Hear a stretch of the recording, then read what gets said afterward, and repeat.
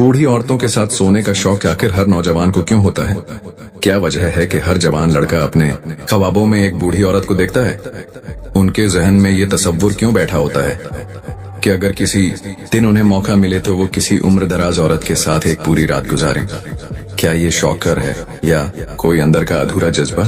आज मैं आपको ऐसे ही एक लड़के की सच्ची कहानी सुनाने वाला हूँ जिसकी उम्र सिर्फ 19 साल थी, मगर उसके दिल में ख्वाहिश थी ऐसी जो उम्र और हालात से बहुत ऊपर थी। उसने एक 75 साल की बूढ़ी औरत को अपने जाल में फंसाया।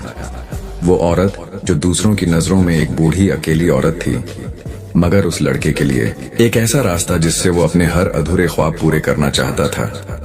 उस बूढ़ी औरत ने उसे ऐसे ऐसे काम सिखाए, ऐसी ऐसी बातें बताईं जिससे वो लड़का दीवाना नहीं बल्कि दीवाना बनने की हद तक पहुंच गया। क्या ये औरत की मजबूरी थी या उस लड़के का जुनून? क्या इस रिश्ते में चाहत थी या सिर्फ जिस्मानी ख्वाहिशें? उन्हें साथ गुजारनी थी कुछ रातें, और उन रातों में होना था बहुत कुछ, वो सब कुछ जो अक्सर नौजवान लड़कों के ख्वाबों में होता है मगर हकीकत में बहुत कम को नसीब होता है। विकास शर्मा एक 21 साल का नौजवान जिंदगी के बोझ तले दबा हुआ था। उसकी मां श्वेता देवी एक संगीन बीमारी से जूझ रही थी। डॉक्टरों ने कह दिया था कि अगर फौरन महंगा इलाज ना हुआ तो उनकी जिंदगी बचनी मुश्किल है। दूसरी तरफ उसकी 18 साल की बहन प्रतीक्षा, जो मुश्किल से एक नामवर कॉलेज में दाखिल हुई थी, फीस ना भर पाने की वजह से पढ़ाई छोड़ने के कगार पर खड़ी थी।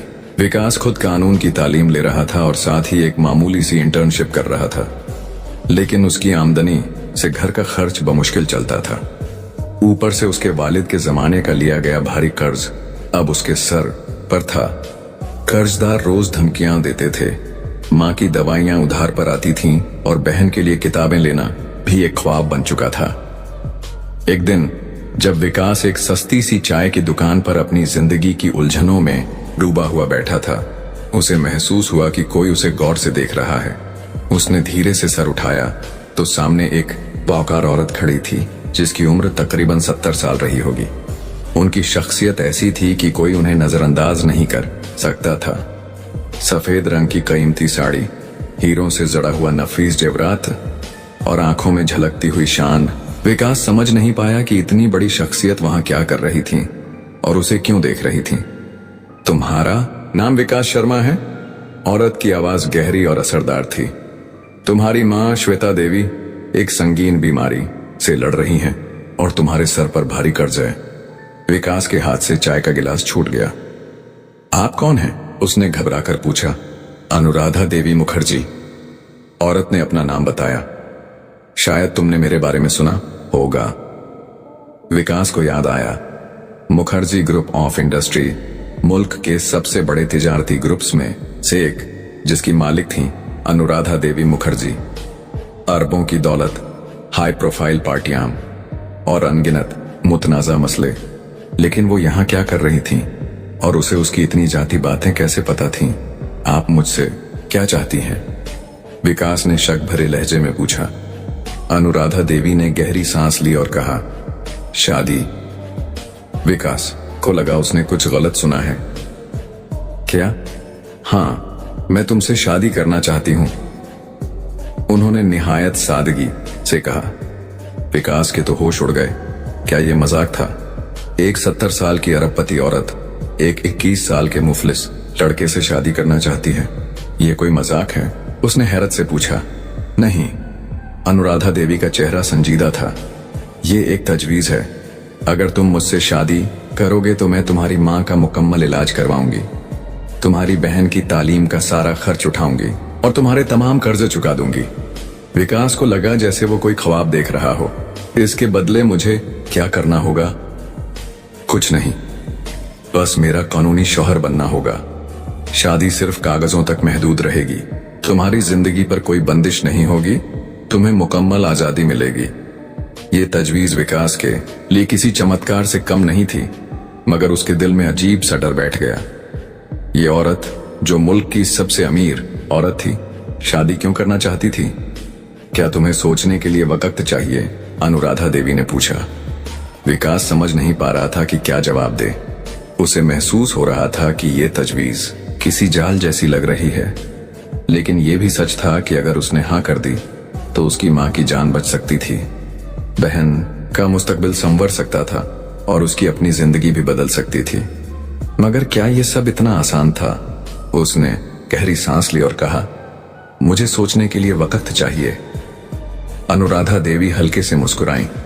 ठीक है, लेकिन याद रखना, यह तजवीज हमेशा के लिए नहीं रहेगी। यह कहकर वो धीरे से अपनी कीमती कार में बैठी और रवाना हो गईं। मगर विकास के दिल और दिमाग में हजारों सवाल छोड़ गईं। क्या यह सौदा वाकई इतना आसान था या इसके पीछे कोई गहरा राज छुपा हुआ था? विकास को अब तक यकीन नहीं हो रहा था कि उसकी शादी 70 साल की करोड़पति औरत अनुराधा देवी से हो चुकी है।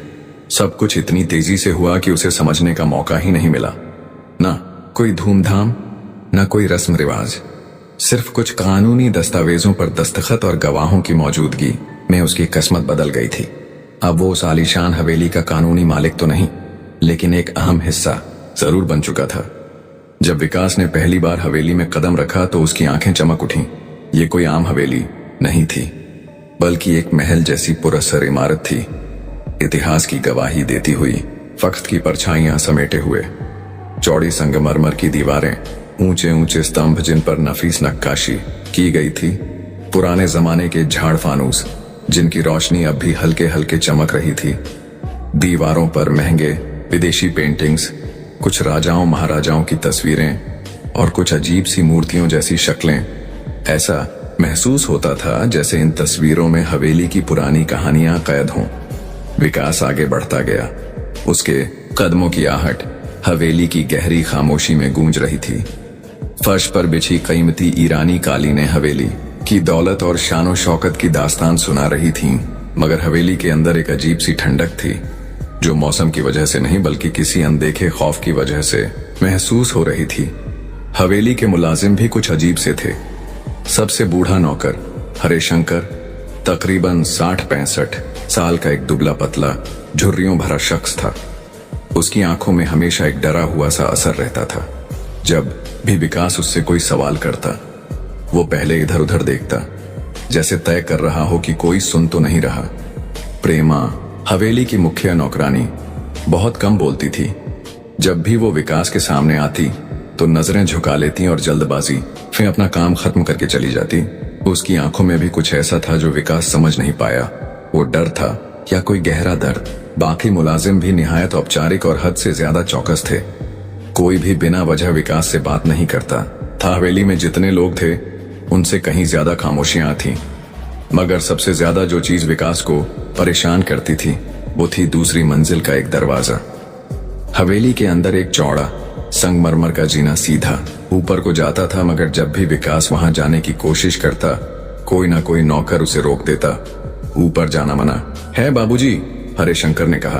क्यों? विकास ने झुंझलाकर पूछा। हरिशंकर बिना कोई जवाब दिए अपनी नजरें झुका लेता।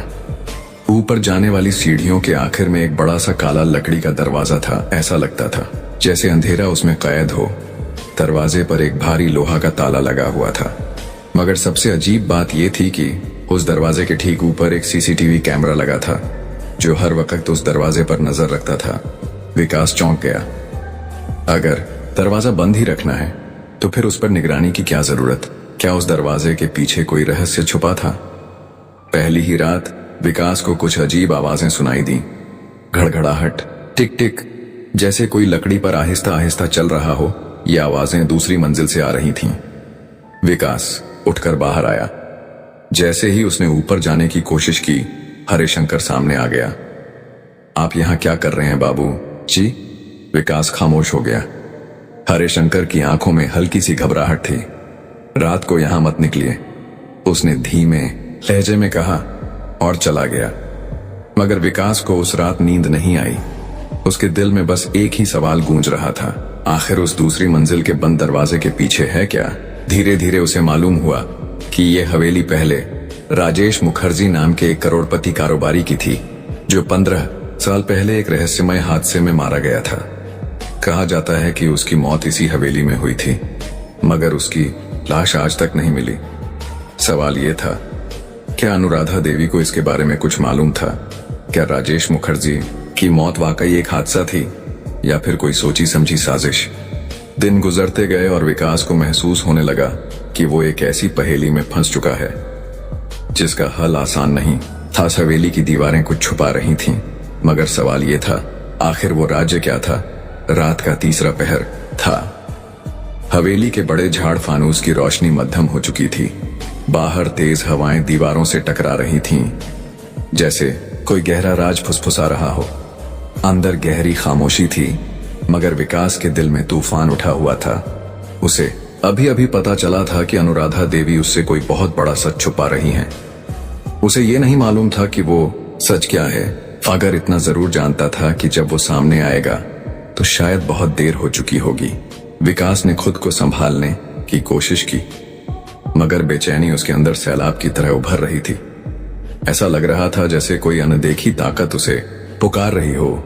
हवेली के अंधेरे गलियारे, पुराने लकड़ी के फर्श और वो बंद दरवाजा जिस पर हर वक्त ताला लटका रहता था और जिसे कोई नहीं खोलता था। उस वक्त उसकी दिलचस्पी सिर्फ अनुराधा देवी के दफ्तर तक महदूद थी। जब सारे मुलाजिम गहरी नींद में थे, विकास उठ गया। धीरे से कमरे का दरवाजा खोला और बाहर झांका। चारों तरफ सन्नाटा था। चुपचाप कदमों से वो अनुराधा देवी के झांती दफ्तर की तरफ बढ़ा। ऑफिस हवेली के पश्चिमी हिस्से में था। पुरानी लकड़ी की अलमारियां दीवारों से लगी हुई थीं। बीच में एक बड़ा महोगनी का मेज पड़ा था। विकास ने दरवाजा हल्के से धक्का दिया। खुला था। वो दबे पांव अंदर गया। कमरे में हल्की सी रोशनी जल रही थी। अलमारियों में बेशुमार फाइलें रखी थीं, जिन पर मोटे हरफों में बिजनेस डील्स और प्राइवेट कॉन्ट्रैक्ट्स लिखा था। लेकिन उसकी नजर सीधी मेज पर पड़ी। वहां कुछ पुराने कागजात और एक मोटा लिफाफा रखा हुआ था। उसका दिल जोर जोर से धड़कने लगा। उसने कांपते हाथों से लिफाफा खोला। अंदर से कुछ पुरानी तस्वीरें निकलीं। उन तस्वीरों में दो लोग खड़े थे। एक उसका वालिद देवेंद्र शर्मा और दूसरा राजेश मुखर्जी। विकास की आंखें तस्वीरों पर टिक गईं। पापा और राजेश मुखर्जी? राजेश मुखर्जी के चेहरे पर एक अजीब सी घबराहट थी। फिर उसने तस्वीरों के नीचे रखे दो खत देखे। पहले खत में लिखा था, अनुराधा, तुमने मेरी जिंदगी तबाह कर दी। तुमने मेरे पैसे हड़प लिए, मेरे कारोबार को मिट्टी में मिला दिया। मैंने तुम पर भरोसा किया और तुमने मुझे धोखा दिया। तुम्हारी वजह से मेरी बीवी और बेटा मुझसे दूर हो गए। एक दिन तुम्हें तुम्हारे किए की सजा जरूर मिलेगी। दूसरे खत में लिखा था, अगर कल सुबह मैं जिंदा ना रहूं तो इसका जिम्मेदार कोई और नहीं बल्कि सिर्फ अनुराधा होगी। उसने मुझे मेरी ही कंपनी से निकाल दिया। उसने मेरे सबसे करीबी दोस्त देवेंद्र को मेरे खिलाफ भड़काया और अब मेरे पास कोई रास्ता नहीं बचा। ये आखिरी अल्फाज पढ़कर विकास का सर घूम गया। क्या ये सब सच था? उसने जल्दी जल्दी कागज पलटना शुरू किया। एक तीसरे कागज में साफ लिखा था कि राजेश मुखर्जी ने खुदकुशी की थी अपने ही बंगले में। नहीं, ये सच नहीं हो सकता। विकास का दिल बैठने लगा। तभी उसे अपने पीछे हल्की सी आहट महसूस हुई। विकास ने धीरे से पीछे देखा। दरवाजे पर अनुराधा देवी खड़ी थीं। उनकी आंखों में ना तो गुस्सा था और ना ही घबराहट, बल्कि एक अजीब सा सुकून, एक ठंडी सी ठहराव था। तो तुमने आखिरकार सब कुछ देख ही लिया, उन्होंने कहा। उनका लहजा नरम था, मगर उसमें ऐसी ठंडक थी कि विकास की रीढ़ में सिहरन दौड़ गई।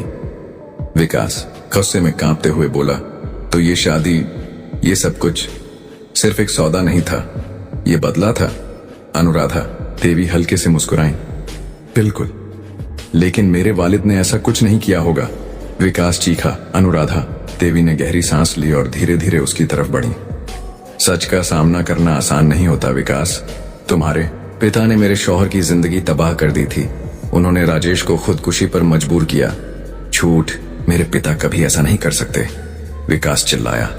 अनुराधा देवी ने उसकी आंखों में सीधा देखा। जैसे तुम समझते हो कि मैं बेगुनाह हूं, तो फिर सच क्या है? विकास ने गुस्से से पूछा। राजेश ने खुदकुशी नहीं की थी विकास, वो धीरे बोली। उसे मारा गया था। विकास जैसे ठहर गया। क्या क्या मतलब? और उसकी मौत की वजह सिर्फ मैं नहीं थी, तुम्हारे पिता भी थे। सबूत कहाँ है? अनुराधा देवी कुछ पल चुप रही, फिर नरमी से बोली, हवेली की दूसरी मंजिल पर जो दरवाजा बंद है, उसके पीछे जो छुपा है, वो तुम्हें सच दिखा सकता है। विकास के रोंगटे खड़े हो गए। वही दरवाजा जिस पर हमेशा कैमरे की निगरानी रहती थी, क्या उसके पीछे वो सच छुपा था जो सब कुछ बदल सकता था? अब वो सिर्फ एक मोहरा नहीं था, अनुराधा देवी का अतीत, हवेली के राज और अपने पिता की छाया, सब कुछ उसके सामने था। ये केवल शादी का बहाना नहीं था, ये एक गहरी साजिश थी। लालच, बदला और सच की एक ऐसी लड़ाई जिसका अंजाम अब वो खुद तय करना चाहता था। मगर वो अकेला कुछ नहीं कर सकता था, इसीलिए उसने अपने सबसे करीबी दोस्त अर्जुन वर्मा से मदद मांगी। अर्जुन एक तजुर्बेकार तहकीकाती पत्रकार था। सबूत चाहिए, अर्जुन ने संजीदगी से कहा, और वो सबूत हवेली के राजों में ही छुपे होंगे। ऐसे सबूत जो सिर्फ कहानी नहीं बल्कि कानूनी कार्रवाई की बुनियाद बन सकें।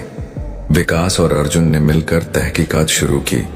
अनुराधा देवी के कारोबारी रिकॉर्ड्स, बैंक ट्रांजैक्शन, कानूनी दस्तावेज और हवेली के पुराने मुलाजिमों से राब्ता किया। जल्द ही उन्हें पता चला कि अनुराधा देवी सिर्फ बदला लेने वाली औरत नहीं थी, वो एक जुर्म के नेटवर्क की सरगना थीं, जिनका काला कारोबार मुल्क के कई हिस्सों में फैला हुआ था। बैंक रिकॉर्ड्स में करोड़ों की मुश्तबा, ट्रक में गैर मालूम खातों की मौजूदगी और 2 पुराने मुलाजिमों का अचानक गायब हो जाना। मगर सबसे बड़ा इंकिशाफ तब हुआ जब विकास को दूसरी मंजिल के एक बंद कमरे की चाबी मिल गई।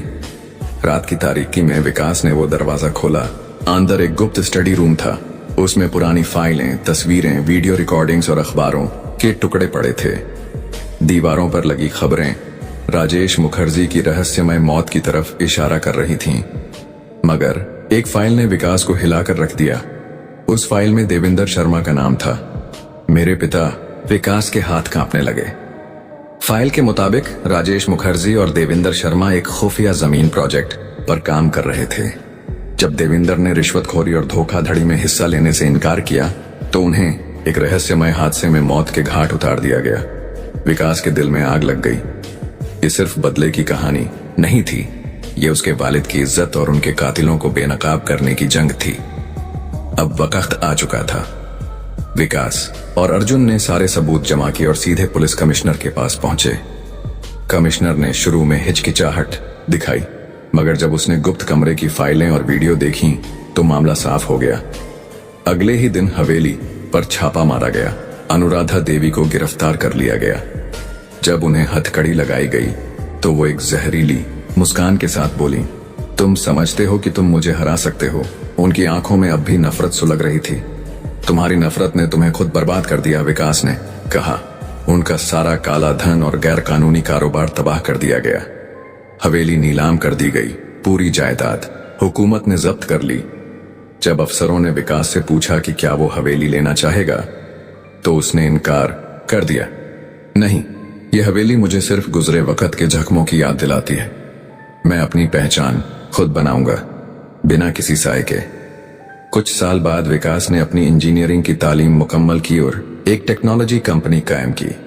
इसी दौरान उसकी शादी डॉक्टर प्रणीति साहू से हुई, एक ऐसी औरत जो विकास की तरह ही मुश्किलों से लड़कर आगे बढ़ने पर यकीन रखती थी। उनके बेटे आदित्य की पैदाइश पर विकास ने एक नया इरादा किया। मैं अपने बेटे को वो जिंदगी दूंगा जो मुझसे छीन ली गई थी। अब वो न सिर्फ देविंदर शर्मा का बेटा था, ना अनुराधा देवी का शौहर, बल्कि अपनी एक नई पहचान बन चुका था। माना कि गुजरे वक्त की काली परछाइयां अब भी उसके ख्वाबों में आती थीं, मगर अब वो डरता नहीं था, क्योंकि अब उसे यकीन था इंसाफ की लड़ाई सिर्फ एक बार नहीं बल्कि बार बार लड़नी पड़ती है। ये एक मुसलसल जद्दोजहद है जिसे हर नस्ल को आगे बढ़ाना होता है।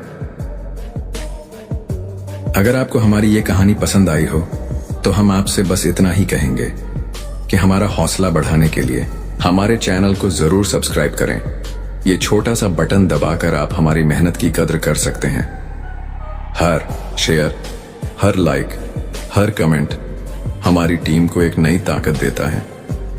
अगर इस कहानी ने आपके दिल को छू लिया है तो इसे अपने दोस्तों, रिश्तेदारों और जानने वालों के साथ जरूर शेयर करें। शायद किसी और के दिल तक भी ये एहसास पहुंच जाए जो आप तक पहुंचा है। हम फिर से मिलेंगे एक नई कहानी के साथ। तब तक के लिए अपना बहुत सारा ख्याल रखिए और दुआओं में याद रखिए। शुक्रिया और अल्लाह